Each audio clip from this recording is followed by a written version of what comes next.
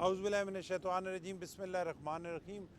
पहले तो मैं आपका शुक्रिया अदा करता हूँ कि आप काफ़ी टाइम से मीडिया के भाई यहाँ पे तशरीफ़ लाए, आपका बहुत शुक्रिया।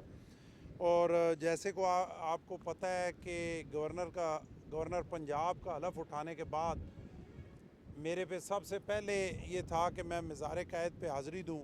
उसी सिलसिले में मैं अपने क़ैद मोहतरम जिन्होंने अपनी मेहनत से हमें पाकिस्तान का तोहफ़ा दिया और आज इस मुल्क में हम अपनी मर्ज़ी की ज़िंदगी गुजार रहे हैं, तो क़ैद की सलामी के लिए यहाँ पे मैं हाज़िर हुआ। और इनके बाद इंशाअल्लाह मैं नौडेरों में अपने शहीद जुल्फ़िकार अली भुट्टो और शहीद मोहतरमा बेनज़ीर भुट्टो के मज़ार पे जाऊँगा।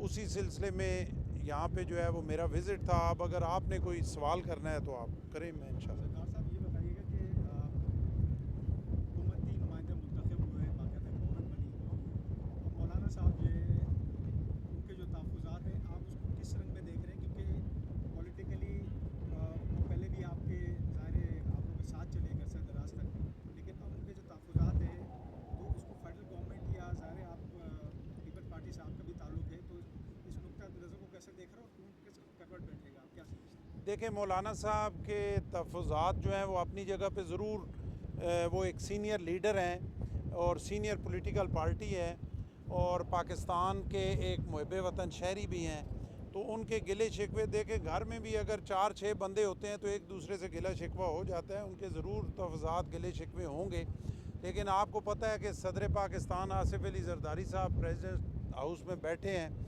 और उन्होंने इससे पहले भी तमाम पॉलिटिकल पार्टीज़ को इकट्ठा चलने का मशवरा भी दिया और चलाया भी। तो मैं मौलाना साहब से आपकी वसातत से ये गुजारिश भी करूँगा कि तहफ़्फ़ुज़ात अपनी जगह, लेकिन उन तहफ़्फ़ुज़ात को ज़रूर टेबल पे लाएँ, उस पर डिस्कस करें और अपने तहफ़्फ़ुज़ात जो हैं वो हुकूमत के सामने रखें, प्रेसिडेंट साहब के सामने रखें। मैं जहाँ पे हूँ मैं कोशिश करूँगा कि उनके उन तहफ़्फ़ुज़ात को दूर किया जाए, लेकिन कोई ऐसा कदम ना उठाएं जिससे मुल्क का नुकसान हो, क्योंकि आज जिस स्टेज पे हम हैं हमें इसके अलावा कोई दूसरा हल नहीं है कि तमाम पॉलिटिकल पार्टीज़ मिल के इस मुल्क की बेहतरी के लिए जदोजहद करें और फिर जब टाइम आए तो दोबारा वहाँ पे आके इलेक्शन लड़ें। और उस इलेक्शन के लिए अगर पॉलिटिकल पार्टीज़ ये समझती हैं कि इस इलेक्शन में कोई कमी कोताही थी या कोई कमज़ोरी थी, तो पर पार्लियामेंट के अंदर आके ऐसी कानून साजी करें कि कोई भी इलेक्शन के बाद इलेक्शन पे उंगली ना उठा सके।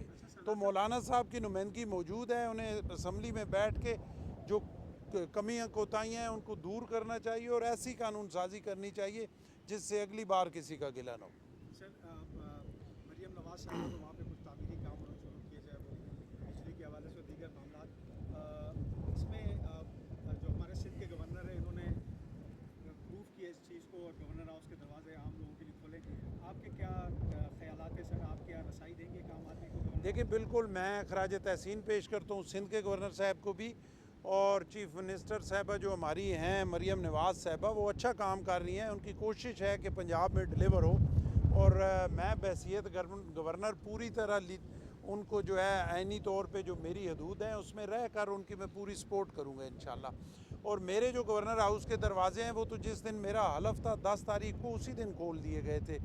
आप लाहौर में किसी से भी पूछ सकते हैं कि गवर्नर हाउस का एक दरवाज़ा नहीं खोला था, जितने दरवाजे थे सब खोल दिए थे और सारे कारकुन पाकिस्तान पीपल्स पार्टी के और वो नून लीग के कारकुन और पंजाब की आवाम जो वहाँ आना चाहती थी वो खुले दिल से वहाँ आए।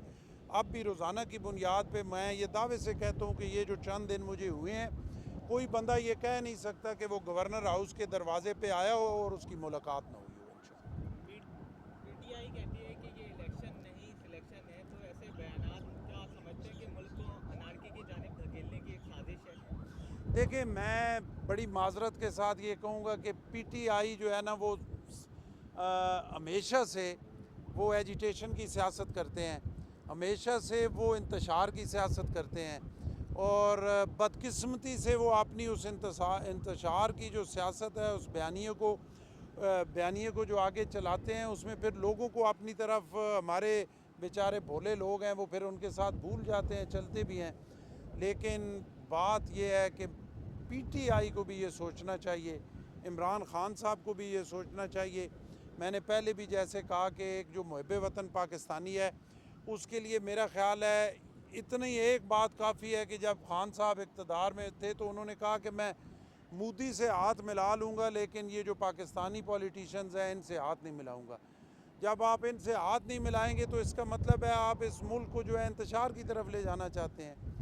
तो मैं उनसे भी ये कहूँगा कि होश के नाखन लें, ये पाकिस्तान है तो पीटीआई भी है। खुदा न खास्ता इस पाकिस्तान का कोई नुकसान हो गया तो पीटीआई भी नहीं रहेगी। ठीक है जी, थैंक यू। नहीं इधर से नहीं, नहीं भाई।